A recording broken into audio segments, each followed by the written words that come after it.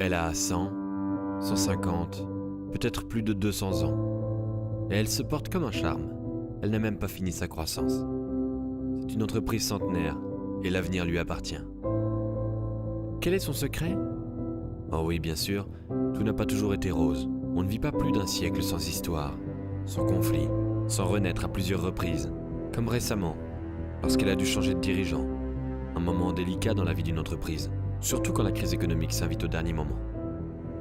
Parfois, elle s'est retrouvée avec des problèmes pour le moins inhabituels.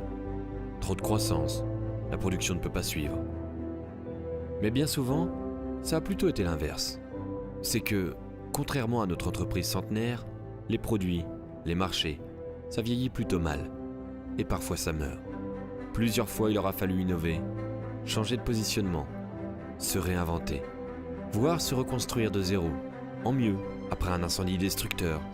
Finalement, le secret, est-ce que ça ne serait pas celui des alchimistes ? Changer le plomb en or, donc la déroute en victoire, l'échec en reconquête.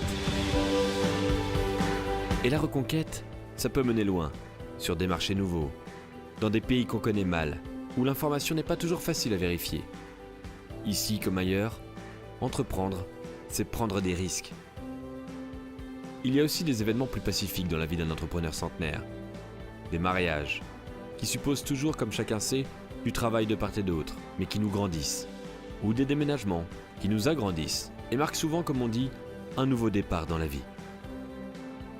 Alors finalement, quel est le secret de notre entreprise centenaire ?